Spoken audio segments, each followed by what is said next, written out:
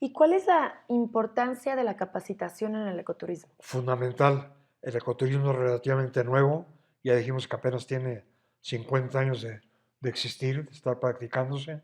Es una cosa nueva y debe de enseñarse tanto de manera teórica como de manera práctica. Es fundamental que los guardaparques entiendan bien qué es el ecoturismo para que además de estar cuidando el ecosistema natural puedan indicar a los turistas que llegan a un parque nacional pues qué características tiene el ecosistema de ahí, la flora, la fauna, las aves. Pero la mejor forma de capacitar es haciendo práctica en el campo. Puede estar en el aula un rato, pero fundamentalmente estar en el campo, viviendo la naturaleza y el patrimonio natural complementado por el patrimonio cultural. Los guías especializados en ecoturismo son fundamentales y debemos generar una amplia demanda de guías especializados en diversos temas de interpretación del patrimonio tanto natural y cultural de cada lugar. Hay un papel prioritario de las universidades y otras instituciones de educación media y superior. Afortunadamente en América Latina y en España ya hay muchas universidades que están dando cursos y que están dando en licenciatura y maestría en el campo del ecoturismo. La gama de guías requeridos para el ecoturismo es amplísima. Los operadores ecoturísticos y propietarios de alojamientos deberán conceder la más alta prioridad a contar con un equipo de guías a nivel de excelencia. Así que si vas a ser un operador ecoturístico, tienes que darle una importancia prioritaria a tus guías. Sin buenos guías no vas a tener una operación ecoturística. Y los guías ecoturísticos pues tienen que tener mucho don de gente, saber comunicar en forma agradable, en forma amena, en forma instructiva, que no sienta que está en un salón de clases, que le están echando preguntas a cada rato, sino en una forma muy casual, muy informal, pero muy divertida, y así va aprendiendo el ecoturista todo lo que es el patrimonio natural y cultural que está explorando. Y esto empieza desde los niños chiquitos hasta la gente de edad avanzada. Y hay guías ecoturísticas excelentes por todo el mundo. La capacitación especializada en el ecoturismo, pues hay, lo que estamos haciendo ahorita es una capacitación, Ujú. estamos utilizando una red social, el YouTube, pero también se pueden utilizar otros mecanismos, tanto en universidades como en línea, para adiestrar y capacitar en el campo, en los diversos campos del ecoturismo. Se pueden dar cursos de fotografía de la naturaleza, se pueden ver a través de manuales de buenas prácticas ambientales para el guía del ecoturismo, foros de ecoturismo de carácter internacional. Entonces la capacitación puede ser de manera muy diversa. Y algunos libros sobre turismo sustentable y ecoturismo los estamos mostrando aquí en esta imagen. Estos son algunos libros en que yo he participado como autor o como coautor. ¿Cómo, cómo se pueden minimizar los impactos negativos del turismo? Fundamental este tema. De manera muy general podemos clasificar los impactos negativos del turismo en tres categorías: físicos, biológicos y socioeconómicos, incluyendo culturales.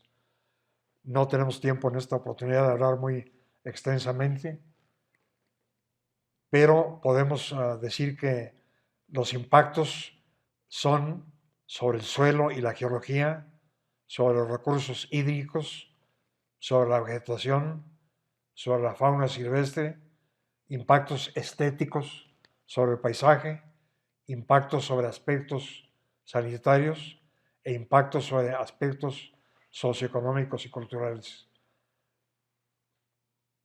Hay que ver cómo transportar, cómo guiar de la manera en que se minimicen los impactos del turista. ¿Y cuáles son los lineamientos principales en la planeación del ecoturismo? Bueno, hay que planear el ecoturismo y debe planearse siempre el ecoturismo como una parte integral de una estrategia regional de planeación.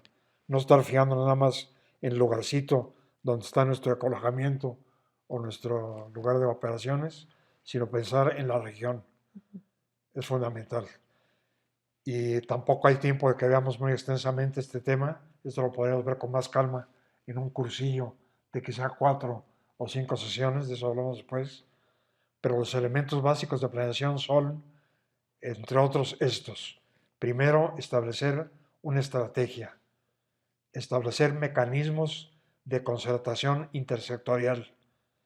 Cómo vamos a involucrar activamente a las poblaciones locales en el proceso. Cómo vamos a elaborar los inventarios de atractivos para generar el producto ecoturístico. Cómo vamos a minimizar impactos ambientales negativos. Y por cierto, aquí mencionamos cómo vamos a maximizar impactos ambientales positivos, porque el ecoturismo debe dar impactos ambientales positivos, ayudar a que se conserve mejor un área. Un tema que es importante también es determinación de capacidad de carga. No podemos entrar en mucho tema en este tema ahora. La parte de planeación física y diseño arquitectónico es fundamental. La capacitación y formación, importantísimo. La educación ambiental y sensibilización ecológica. Estudiar, analizar y poner en práctica diferentes mecanismos de financiamiento y autofinanciamiento. Y obviamente para esto es importantísimo la promoción y la mercadotecnia. Entonces, amigos, si quieres dedicarte profesionalmente al ecoturismo, tienes que tomar en cuenta todos estos elementos básicos para planear bien tu actividad ecoturística. Tienes que identificar circuitos e itinerarios y para lograr un empujante desarrollo ecoturístico en el mundo para el año 2030, que ya no está muy lejos, a partir de ya hay que desarrollar y fortalecer acciones encaminadas a una planeación apropiada, porque sin planeación no vamos a lograr absolutamente nada. Así es. Héctor, ¿qué es la arquitectura ambiental y cuál es su importancia en el ecoturismo? Me pongo mi cachucha de arquitecto a partir de este momento, mi gorro de arquitecto. Cachucha es una palabra que se usa nada más en México, pero en América Latina y en España se usa gorra. La arquitectura ambiental debe generarse una nueva y amplia demanda especializada para arquitectos y otros profesionales dedicados al diseño, a la construcción y a la remodelación verde de alojamientos y otros edificios e infraestructura requeridos por el ecoturismo. Y aquí aplicamos criterios de diseño bioclimático, cómo manejar la orientación de nuestros edificios, de nuestras instalaciones ecoturísticas, cómo manejar la ventilación cruzada, cómo manejar la entrada de sol, cómo utilizar la energía solar. Es importantísimo que no vaya a usar energías contaminantes. Usemos la energía solar, que es muy abundante en prácticamente toda América Latina.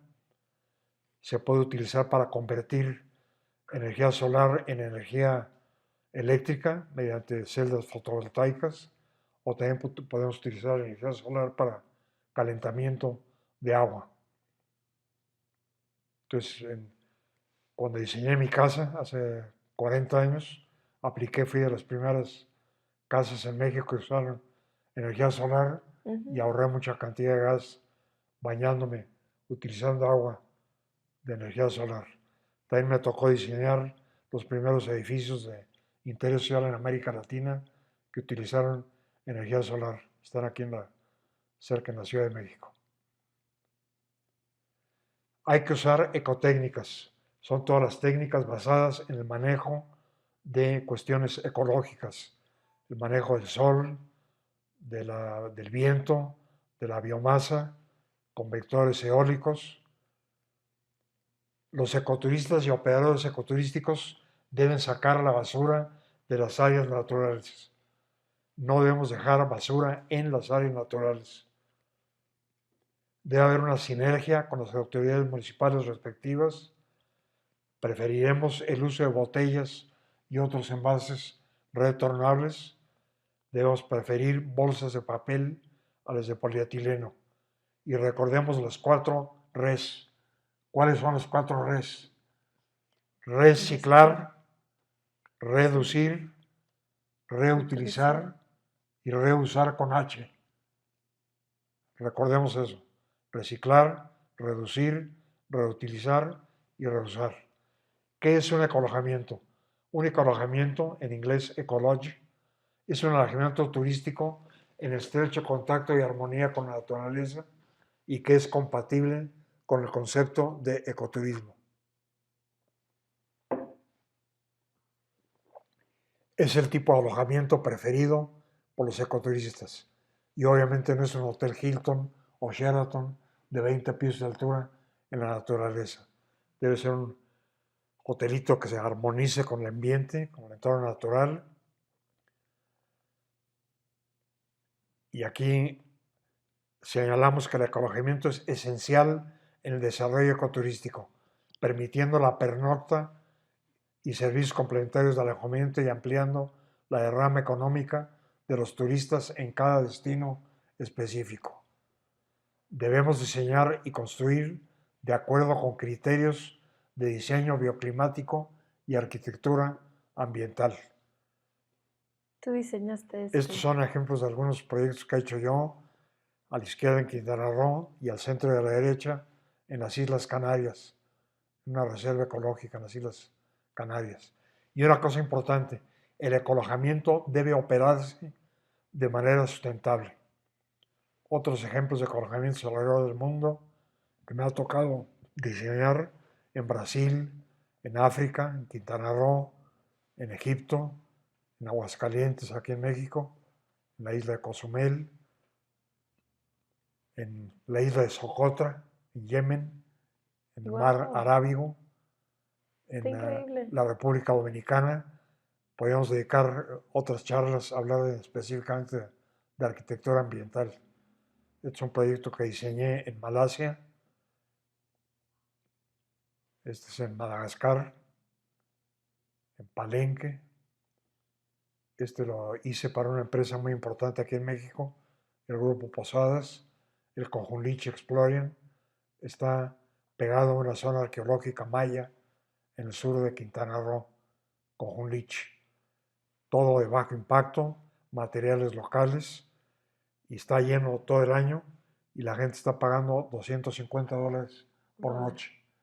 Pero que no se entienda que el ecoturismo y los ecolojamientos son solo para gente rica o extranjeros.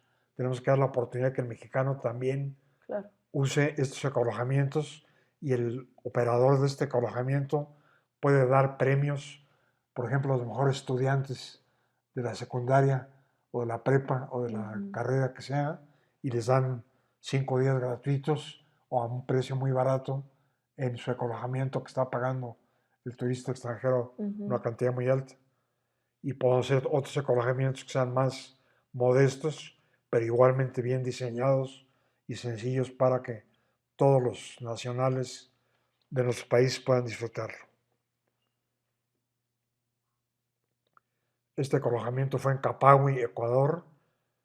Lo hice en coordinación con un operador ecoturístico allá en Ecuador. En el trópico no se usan ventanas, no hace falta. Usamos malla mosquitera para que permita la ventilación natural. Si se pone muy fuerte el calor, entonces usemos un abanico de plafón activado por energía solar. Y lo importante es que en el ecolojamiento vas a entrenar, vas a capacitar a la comunidad local. En este caso, aquí en Ecuador, conseguimos un operador de aves de Ecuador y estuvo enseñando los nombres de las aves en inglés a estos muchachos indígenas para recibir a los turistas extranjeros, como en este caso 2 pajarólogos de Nueva York. Es un lugar apartadísimo, Capahui. Primero llegas en avioneta a un pueblito y de ahí tienes que tomar una lancha para finalmente llegar aquí. Y aquí está el diseño pegado a la selva. Hay lineamientos internacionales para ecolojamientos. Soy coautor de este libro que hizo la Sociedad Internacional para el Ecoturismo, International Ecology Guidelines. Soy autor de 2 capítulos de este libro. Otros ejemplos de ecoalojamientos alrededor del mundo. El centro ecoturístico lo hice en Morelos, en el estado de Morelos, para una comunidad indígena. Ya está construido y están llegando gentes de todo el mundo aquí, se alojan, visitan la campiña, que es muy bella, y la zona arqueológica de Xochicalco, que es un sitio de patrimonio mundial. Utilizamos mano de obra local. Ay, qué lindo. Otro alojamiento que diseñé es en la Reserva de la Biosfera de Siancán, en México, formas orgánicas. En la naturaleza casi no ves formas cuadradas o rectangulares o cubos, entonces mis diseños son a base de curvas que armonicen más con las formas naturales. Algunos ejemplos del proyecto que desarrollamos. Otro ejemplo de un ecoalojamiento en la isla de Altamura, en el Golfo de California, que se parezca a las dunas que hay aquí en esta isla. Hay muchas dunas y esta forma también ayuda a que resista más los vientos fuertes huracanados que puede haber a veces en el Golfo de California. Hace pocos años hice un proyecto cerca aquí de donde vivo, aquí en Querétaro, un centro de conservación ecológica, meditación, cultura y ecoturismo. Wow. Al cliente lo que pide el cliente. Sí. Entonces él quería que hiciera algo para practicar esas actividades, conservar la ecología del lugar, 300 hectáreas de bosque xerofítico, o sea, árido, semiárido, también que fuera un lugar apto para la meditación, a él le gustó mucho la meditación, para difundir la cultura y para llevar a cabo actividades ecoturísticas. Es el centro Cuixtac, al norte de Querétaro, y es un lugar que tiene pues, muchos atractivos naturales, fauna, flora, entonces se pueden hacer muchas actividades interesantes. Él ya tenía instalaciones, entonces me pidió que complementara algunas instalaciones para llevar a cabo, y están ya construyéndose estas instalaciones en el centro Cuixtac. Un ecoalojamiento muy interesante en el cual no participé yo, pero me tocó visitar hace un año y fracción fue en Chiapas, el ecoalojamiento de las guacamayas en la selva lacandona, operada totalmente por una comunidad indígena. Están teniendo un éxito increíble. La gente viene de todo el mundo. Ahí estoy con mi esposa de visita. Se llaman las guacamayas porque tienen un programa de reintroducción de la guacamaya roja que está a punto de extinguirse en México y la están reintroduciendo en la selva para que se vuelva a reproducir ya en forma natural. Tienen 2 o 3 guías que son excelentes, son expertos en aves y nos acompañaron y fue una experiencia fabulosa, tanto a pie como en lancha. Otro campamento cerca de ahí, operado por una comunidad de lacandones, es el campamento Lacanjá en el río Lacantún.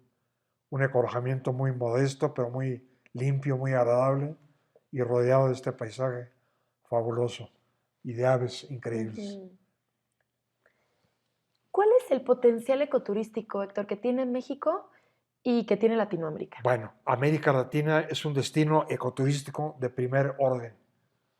América Latina sabemos que incluye parte de Norte, Centro y Sudamérica, así como el Caribe, y es la región del mundo que contiene en su conjunto la mayor biodiversidad, así como un patrimonio cultural extremadamente rico, tanto prehispánico como colonial español y portugués en el caso de Brasil. El ecoturismo es sin duda un instrumento fundamental para la conservación del patrimonio de las Américas, así como una herramienta para el desarrollo socioeconómico sustentable de la región. Y la diversidad de atractivos es enorme. Fauna, flora, volcanes, picos nevados, zonas arqueológicas, artesanías maravillosas. ¿Y cuáles serían los retos y los obstáculos, los principales retos y los principales obstáculos a los que se enfrentan ya en el estamos futuro? llegando al final de nuestra presentación, ya que nos alarga mucho. Definitivamente tenemos que reconocer que hay retos y obstáculos en el futuro que tenemos que enfrentar para poder vencerlos. Tenemos que modificar actitudes y prácticas comunales y personales que vayan apuntando hacia el desarrollo sustentable. Ya no podemos seguir viviendo en esta sociedad de consumo que está acabando con nuestro planeta Tierra. Entonces el ecoturismo tiene que ser una actividad que venza esa sociedad de consumo. Las comunidades deben valorar mejor su patrimonio, que estén más conscientes que lo que tienen es valioso y que quieren visitar a gente de todo el mundo. Tenemos que lograr organizaciones apropiadas, incluyendo una colaboración adecuada entre el sector público y el sector privado, que no siempre se da. A veces es difícil, a veces están en diferentes universos. Entonces es un reto buscar que se junten las autoridades públicas con el sector privado y con el sector popular. Y tenemos que lograr una capacitación más adecuada del ecoturismo en nuestros países y evitar tentaciones de arreglos inadecuados e inapropiados con el sector privado. Hay gentes que a veces son abusivas y quieren abusar de la comunidad local para enriquecerse ellos, marginando a la comunidad privada, a la comunidad local. Evitemos eso. Debemos saber distinguir entre el verdadero ecoturismo y el turismo de aventura no sustentable. Hablemos un poquito del COVID-19, que definitivamente ha sido y sigue siendo el reto. No se ha ido el COVID, todavía anda por ahí y no tenemos que bajar la guardia. Mucha gente se pregunta, ¿el COVID marcará el fin del turismo masivo e insostenible? Se ha visto perjudicado el turismo masivo. Cancún ya no tiene el número de visitantes que tenía hace 3 años, antes del COVID. Esta es la oportunidad a nivel mundial para impulsar y divulgar las diferentes modalidades del turismo sustentable, incluyendo el ecoturismo. Porque el ecoturismo es al revés, son grupos pequeños que están en un lugar abierto, donde es más difícil que te contagies de COVID. Pero ya tenemos que empezar para que aprovechemos esta ventana de oportunidad, porque las oportunidades son como trenes. El tren se para y si no lo tomas, se fue el tren y te dejó. Entonces aprovechemos esta ventana para que el ecoturismo se convierta en una forma de hacer turismo mucho más divulgada y más conocida de lo que es actualmente. Entonces en estos tiempos DC, después del COVID, hay una gran oportunidad para el ecoturismo porque el turista parece estar ya más interesado en turismo de grupos más pequeños y más en contacto con la naturaleza. Por tanto, es una inmejorable oportunidad para que el ecoturismo tenga un mayor y mejor distribuido desarrollo, que se puedan crear redes o cadenas de ecoalojamientos ecológicos con marcas reputadas. Evitar zoonosis, palabra dominguera, son las enfermedades que se transmiten de la fauna hacia el ser humano. Entonces parece que el COVID surgió por zoonosis. Un murciélago traía el virus, mordió a un pangolín, un animalito que estaba vendiendo en un mercado en el sur de China, y el señor que compró el pangolín contrajo el COVID. Eso piensan los científicos que fue. Entonces evitemos zoonosis. Eso de estar tocando a delfines en delfinarios no es buena idea. No es ni bueno para el delfín ni es bueno para los humanos. Así que evitemos estas prácticas. Y demos más importancia al ecoturismo local. Sí. No estemos pensando nada más en traer gente de fuera, sino en hacer que la gente que vive en nuestra localidad practique el ecoturismo. Y eso significa que bajemos el impacto de estar viajando y consumiendo tanta gasolina. Bueno, pero ya para terminar, hay que señalar que estamos en peligro de perderlo todo. Mientras hemos estado charlando aquí, durante esta hora, se han perdido aproximadamente 100 hectáreas de selva tropical lluviosa, nada más en México, nada más. Así que tenemos que evitar que siga destruyéndose nuestro entorno natural. Estamos cometiendo suicidio al destruir nuestros recursos naturales. Que el niño ya no esté todo el día con sus aparatitos electrónicos, sino que salga al campo, regrese al campo a ponerse en contacto con la naturaleza y que no obligue al abuelito a estar paseándolo en su laptop por el parque. Sí. Ya terminando, la macrooportunidad del ecoturismo es que para 2030 las asociaciones de ecoturismo, las organizaciones comunitarias y las instituciones públicas en México, en América Latina y también en España alcancen el grado de sinergia y organización requerido para que el ecoturismo alcance en nuestro país y en nuestra región su nivel prioritario que merece. Hay que convertir estos tiempos difíciles en la gran oportunidad del ecoturismo, pero ya tenemos que empezar hoy mismo. Sí. Y lograr que los cambios que se requieren, realizando acciones concretas y decisivas. Y nos deseamos mucho éxito en esta labor. ¿Cómo podemos involucrar a nuestros amigos que nos ven y escuchan en el ecoturismo, ya sea como profesión o como pasatiempo? Es la última pregunta, es la última pregunta que vamos a hacer en esta sesión. Sí. Me han gustado mucho tus preguntas, Rocío. Entonces hago la pregunta directamente a nuestro público. Tú, amigo que nos estás viendo y escuchando, ¿cómo puedes involucrarte tú en el ecoturismo? Ya sea como ecoturista o como empresario del ecoturismo. En ambos casos, en primer lugar, tienes que ser un amante de la naturaleza. Si no te gusta la naturaleza, acompañado de elementos culturales que a veces encuentras en la naturaleza, no te dediques al ecoturismo. Tiene que ser una pasión que nazca de ti y que sea una filosofía de tu vida, para que ya sea que tengas una tour operadora o tengas un hotelito, un alojamiento, o te dediques a alquilar bicicletas para andar haciendo recorridos por el campo, o alquilar una lancha para hacer recorrido para observar aves acuáticas que pronto haremos en vivo en estos programas que estamos llevando a cabo. Lo importante es que te des cuenta que el ecoturismo es una cosa de por vida, no es una cosa que la vas a tomar un ratito, sino que es una filosofía de por vida y que te va a requerir tu involucramiento total, pero que te va a traer una serie de recompensas, no solamente económicas, sino espirituales, y de saber que estás beneficiando a tus prójimos menos favorecidos económicamente, que son las comunidades rurales. Entonces, entra al ecoturismo, capacítate, y ya para terminar, haría una invitación a todos ustedes, amigos, que si les gustó esta sesión de introducción al ecoturismo, comuníquese con nosotros, díganos si les gustaría que hiciéramos un cursillo de ecoturismo, que fueran 4 o 5 sesiones de 1 hora de duración, en que desarrollemos con más calma todo lo que vimos aquí, un poquito en forma muy general. Así que muchas gracias. Gracias a ti, Lalo, que estás detrás de la cámara, y a ti, Gracias, Rocío, que eres una excelente compañera de estas travesías y de andanzas del ecoturismo. Saludos a todos.